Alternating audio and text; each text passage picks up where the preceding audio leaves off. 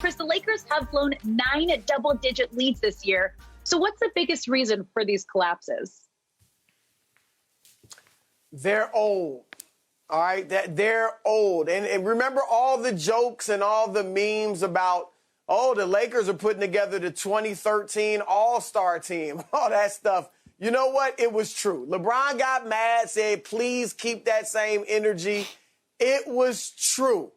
All right, and you can, when you're older, you have a harder time maintaining or sustaining a high level of play. If the games were 20 or 30 minutes long, maybe they'd be okay. But they have trouble sustaining a high level of play. So even in the midst of games, you see them, they look great for a while. Moving the ball, Russ and LeBron look like they're on the same page, they're guarding. And then 9 minutes later, they look terrible because they can't sustain it because they're old. We've seen teams, look, remember when they brought Barkley, Olajuwon, and Drexler together in Houston as they were older? Didn't do nearly what we thought they would. Then they threw in Pippen, and it was the same problem. Remember when Shaq and Kobe, who were young, added Karl Malone and Gary Payton? Yeah, they got to the finals, but they didn't win it. The age. And you can look at the Lakers' issues. Turnovers. All right, now, granted, Russ makes a lot of turnovers in general, but his turnover rate now is the highest it's ever been. All right, I think some of that is age and him not being quite as athletic, losing just a smidgen of his athleticism. And so he's trying to play faster and he's got to think more because he doesn't have as much athleticism. So he's making some bad plays. Then their inability to stay in front of people. That obviously is a problem that's due to age. And that is hurting them in these teams making these comebacks. So I think a lot of their problems, you can blame Russ, and there's blame there for sure. You can blame AD being hurt. That is a factor. But their age, Melo, Dwight, even Avery Bradley is older. Wayne Ellington, obviously LeBron. Their age is a problem, and that's why I think teams are coming back on them. I agree with everything you said, and that's what I was telling Skip. First of all, they turned the ball over too much, and when you turn the ball over and you're an older team, you can't sit in front of anybody. So what do? They grab, they clutch, they hold, and they send the team to the free throw line 29 times when you only got to the line 8 times. And because they're younger, they can slide, they can rotate multiple times. If a team swings the ball at least twice, they're going to get a wide open 3 or they're going to get a layup. Lakers just can't recover. It's as simple as that. And you're asking guys, Chris, you mentioned it. You said guys, Carmelo is older and this guy's older. But a lot of times we're asking guys that's never played defense. When has Carmelo ever been asked to play defense? Right. And now you want him to play defense and you're 19? Wayne Ellington has never been asked to play defense. Wayne Ellington is a shooter. That's what he is.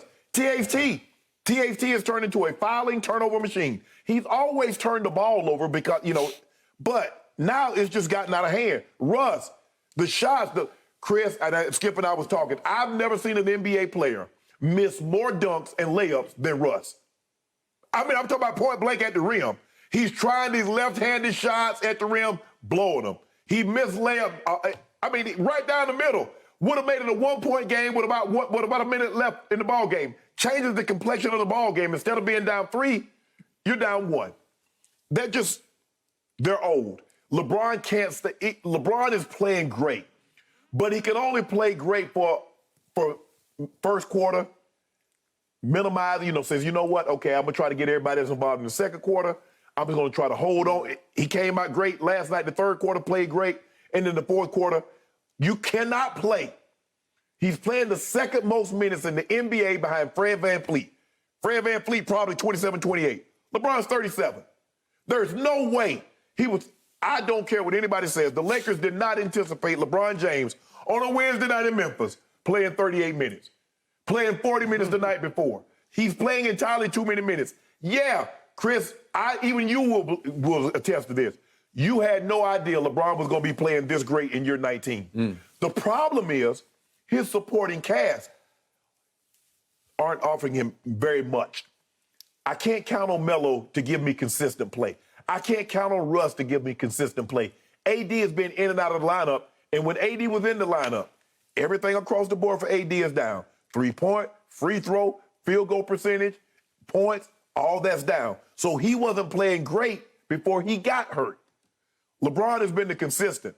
And if he leaves the court, whatever the lead is when he left the court, I guarantee you when he comes back on the court, that lead is not going to be what it was when he left the court. To make a long story short, and I'm sorry, guys, for being long-winded, they're an old, bad team. So you're saying LeBron is playing old great, right? No, old great. No, see, Skip, if I give you 37, the difference was Ja gave you 41, but Bane gave you 20. Jackson gave you 15. And the rebounding. What Melo gave you Melo missed. Look at what they role players gave you. Okay, but what did Ja give you in the fourth quarter? He only played the last 7.5 minutes. LeBron played the whole fourth quarter, all 12 minutes. But Ja came in and played 7:30 of the fourth quarter. Yes. And what happened in the fourth quarter? Well, he happened. He scored 11 points in 7 minutes, right? Yes. Did he close the game for them? Yes, he did. Right. Okay, so what have I seen so far? I've seen 6 straight games of LeBron James scoring 30-plus points a game. That's astonishing in year 19. Right. They're 1-5 in those 6 games. 9 times this year, LeBron's Lakers, he hasn't been there every time, but 9 times they have blown double-digit leads. They don't have a closer. Who was the closest thing, ironically, to a closer that they've had all year? It's an undrafted rookie out of Oklahoma. The man made one shot. You gonna talk about he closed? Do you remember how many games in a row he started playing the whole fourth quarter? Skip, he made one shot. Because he can close on both ends. He was giving them energy on both ends. He was stealing the ball on the other end. He was taking the hot scorer and giving him problems on the other end because he's got young legs and he's not afraid of anybody. And he played all the fourth quarter and all the overtime at Dallas. And when push came to shove, he made the shot that won the game. If that's the case, why wasn't he doing that when LeBron wasn't there? Why wasn't he closing when LeBron was out? Because they didn't know yet. They did know, Skip. He was starting from day one. Undrafted. Okay, but he was in game one. He was on the Chris. Was he not on the floor against Golden State game one? Was he not on the floor all those times when LeBron went out? Why wasn't he closing when LeBron out? When they had those 26-point and that 19-point lead against OKC, why didn't he close? He's the only one I trust on the whole team. Well, he should have closed that then. Okay, let's get back to your man, LeBron James. I'm here to tell you, he has never been a closer, and he's not a closer now. Well, he's just not, because last night was a classic case. When you have a 14-point lead with 4 minutes left in the third quarter, you got to close that deal against a team that did not have its best defender, Dillon Brooks, who is a perimeter. He can guard LeBron and bother LeBron more than Kyle Anderson can bother LeBron James. So what happened? LeBron had a hot hand, hottest I've ever seen him from 3, made 8 of 14, and he made his last one with 2 minutes and 48 seconds left, right? Yep. And that cut it to 3 points. And then what happened over the last 2:48? Nothing happened. LeBron didn't happen. He had 2 3-pointers to tie. Well, those are the ones you got to make. You got to make one of those two. Just to make sure I'm hearing you correctly. So Kevin Durant has never blown a 14-point lead. I don't care. We're talking about LeBron But James. I'm saying, but see, what you try to do is, LeBron's not a closer. So in other words, no other great player has lost the lead. Somebody's got to close this game. And I'm going to give you, I gave you a break to start the show. Maybe he just runs out of gas. He hits the physical wall where he just so tired-legged that he's dead-legged down the stretch of these games because he played the whole fourth quarter. He played all 12 minutes. Right. And maybe he's just, even on that, if we could see the last play again, it looked like he's just running out of gas to me where he stumbled into the dribble. No, he just slipped. Yeah. Okay, well, it's just, okay, so it's to Malik Monk, and he's got nothing. LeBron couldn't create a 3, so he tries to drive. He slips. He falls. He goes up with no plan. He thinks Russ might cut to the basket. Right. You can't trust Russ to do anything. He is wildly unpredictable. They have little to no chemistry in that moment because you got to trust. You got to know. You got to vibe. You got to feel each other. And again, the pass was to the corner. And do you want him taking a 3 to? Okay, I guess you do, right? Yeah, but here's the thing, Skip. The last game, if you remember, Chris, you remember the last game before Kevin Durant got left? Patty Mills sent the game to overtime, right? Because your role players, at some point in time, you see the fourth quarter, Patty Mills had 14 points. Well, what did I tell you after that game? I will take Patty Mills over Russell Westbrook any day or any night because he's a closer. He's clutch. He's a winning intangible player. That's my point. I got it. Is that your role players got to play a role, right, Chris? Yeah. And Skip, first of all, you're wildly overrating Austin Reeves. I mean, come on. Well, I'm saying it's come to this for your Lakers. He's playing every fourth quarter and every overtime, playing every minute because Frankie V loves him because he gives you fresh legs. It's what you guys are saying. He's not old. Right. He's the only one who's not. And he's smart. Well, and also, I mean, look who else is playing. Stanley Johnson. They just picked him up, but like you said, that's a hardship. Yeah, he's active. Yeah, so they are using these guys. That's just proof that the age is an issue. And even with LeBron, I mean, we all know how great he's playing. We've never seen this late in somebody's career.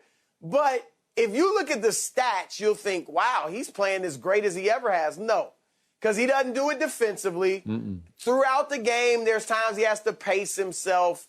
You know, he's not impacting the game like he used to. He's playing great, but I'm just saying you can get fooled by the numbers to think he's as good as he was 10 years ago. And he's not. Remember, they're playing at a faster pace than they have in a long time than LeBron usually plays at. So he's getting more possessions.